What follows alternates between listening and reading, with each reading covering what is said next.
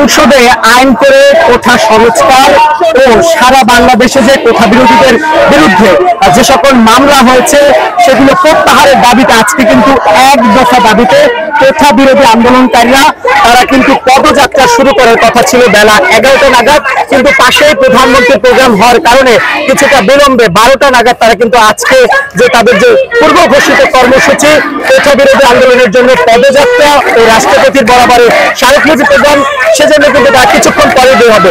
আমি এই মুহূর্তে রয়েছি ঢাকা বিশ্ববিদ্যালয়ের কেন্দ্রীয় গ্রন্থাগারের সামনে। দেখতে পাচ্ছেন যে কেন্দ্রীয় গ্রন্থাগারের সামনে কিন্তু শিক্ষার্থীরা একে একে জড়ো হচ্ছেন এবং তারা স্লোগান দিচ্ছেন। আমরা চেষ্টা করব এখানে যারা সমন্বয়ক রয়েছেন কোঠা বিরোধী আন্দোলনের তাদের সঙ্গে কথা বলার এবং আজকের পদযাত্রা সম্পর্কে আপনাদেরকে কিন্তু আমরা রাজপথে থাকবো। আজকে আমাদের যেটা দাবি সেটা হচ্ছে আমরা রাষ্ট্রপতি বরাবর একটা স্মারকলিপি দেব, যাতে জাতীয় সংসদে দ্রুত সময়ের মধ্যে অধিবেশন ডেকে একটা মানে সংসদে আইন পাস করা হয় এবং যে বৈষম্যমূলক কোটা অবস্থা আছে সেটার একটা পরিপূর্ণ সুরাহা করা হয়। আর আপনি যেটা বললেন যে আসলে দেখুন যে বাধা যদি আসে তাহলে আমাদের মানে এর বিকল্প কিছু থাকবে কিনা। দেখুন আমরা কিন্তু বাধা পেয়ে আসি। কুমিল্লা বিশ্ববিদ্যালয়ের শিক্ষার্থীদের উপর হামলা করা হয়েছে, তাদের রক্ত ছড়ানো হয়েছে, তাদের উপর গুলি বর্ষণ করা হয়েছে। চট্টগ্রাম বিশ্ববিদ্যালয়ের শিক্ষার্থীদের উপর লাঠিচার্জ করা হয়েছে, নারী শিক্ষার্থীদেরকে আহত করা হয়েছে। এভাবেই কিন্তু নানা সময় আমাদেরকে নির্যাতন করা হয়েছে। এবং আপনারা দেখতে পাবেন যে শাহবাগে যখন আমরা আন্দোলন করতে যাচ্ছিলাম সেখানে আমরা পুলিশ ব্রিগেড দেখতে পেয়েছিলাম এবং জলকামান আমরা দেখতে পেয়েছিলাম এবং শিক্ষার্থীরা কিন্তু স্বতঃস্ফূর্তভাবে সম্মিলিত প্রতিরোধ গড়ে তুলেছিল। আমরা এখনো বলি যে আমাদের যে সকল ভাইদের উপর বোনদের উপর হামলা করা হয়েছে, রক্ত ছড়ানো হয়েছে, তারা পুলিশ সদস্য যারা ছিল তারা অতি উৎসাহিত হয়েই করুক কিংবা উপমহলের নির্দেশ মোতাবেক করুক না কেন, এর একটা যৌক্তিক বিচার আমরা চাচ্ছি। অতি দ্রুত সময়ের মধ্যে তদন্ত সাপেক্ষে যারা দোষী ছিল, প্রকৃতপক্ষে দোষী ছিল, তাদের একটা বিচারের দাবি আমরা করছি। আমরা এখনো আমাদের আইন শৃঙ্খলা রক্ষাকারী বাহিনী, আমাদের প্রশাসনের উপর আমরা আস্থা রাখতে চাই। এরপরেও যদি আমাদের উপর হামলা করা হয়, মামলা দেওয়া হয়, তাহলে কিন্তু আমরা এই আস্থার জায়গাটা থাকবে না। আসলে আমরা একটা বিষয় খুব স্পষ্টভাবে বলে দিতে চাই, আমাদের সাথে যদি প্রহসন করা হয়, আমাদেরকে যদি বাধা দেওয়া হয়, আমাদের যৌক্তিক আন্দোলনে কোনো প্রকার বাধা বিপত্তি সৃষ্টি করা হয়, তাহলে আমাদেরকে যদি বাধা দেয় আমরা কিন্তু লড়াই বাঁধতে বাধ্য থাকবো। ওকে।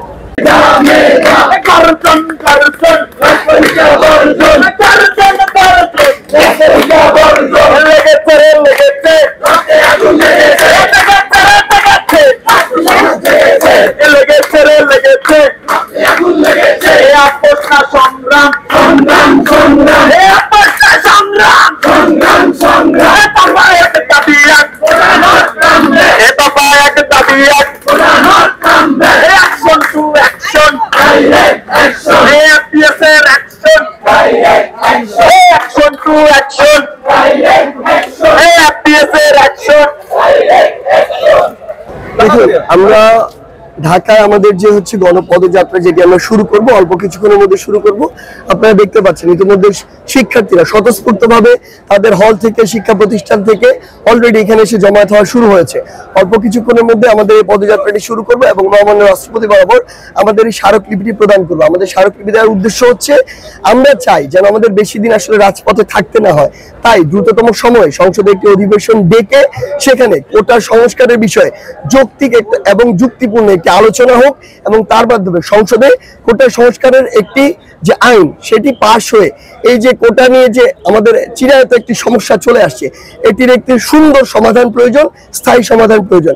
এবং আপনি আশঙ্কার যেটি কথা বলছেন, আমরা বিশ্বাস করি যে আইন শৃঙ্খলা রক্ষাকারী বাহিনী আমাদেরকে সহযোগিতা করবে এবং আমরা তাদেরকে সহযোগিতা করার যে মনোভাব সেটি ধারণ করি। তবে একটি জিনিস বলে রাখতে চাই, আসলে এই যে বিভিন্ন অজ্ঞাতনামা মামলা কিংবা বিভিন্ন গাড়ি জল কামান এনে শিক্ষার্থীদেরকে যদি ভয় দেখানোর চেষ্টা করা হয় বা সেন্টিমেন্টে আঘাত দেওয়ার চেষ্টা করা হয়, এগুলো বরং শিক্ষার্থী সমাজের সেন্টিমেন্টে বেশি আঘাত আনে, এগুলো বরং হিতে বিপরীত করে, এগুলো বরং আমাদের যে মানসিকতা, আমরা যে সুস্থ সাধারণভাবে চিন্তা করছি সেগুলোকে উস্কে দেয়। তাই আমরা বলতে চাই যে এসব অজ্ঞাতনামা কোনো মামলা করার আসলে প্রয়োজন নেই, কারণ আমরা একটি যৌক্তিক এবং সুন্দর একটি দাবির বিপক্ষে লড়ছি। শুধু আমরা না, পুরো বাংলাদেশের ছাত্র সমাজ এটি চায় বলেই আসলে আপনি দেখবেন প্রত্যেকদিন এঙ্গেজমেন্ট বাড়ছে।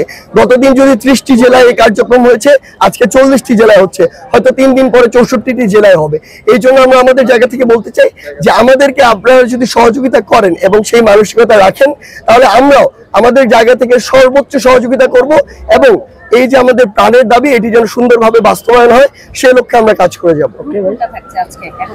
আজকের রুট এখন পর্যন্ত আমরা যেভাবে বের হই, আমরা ঢাকা বিশ্ববিদ্যালয় কেন্দ্রীয় গ্রন্থাগার হয়ে মহসিন হলের সামনে দিয়ে রাজু ভাস্কর্য, শাহবাগ, মৎস্য ভবন, প্রেস ক্লাবের সামনে দিয়ে বঙ্গভবন পর্যন্ত যাব। ওকে, ওকে দিয়ে শুরু করি।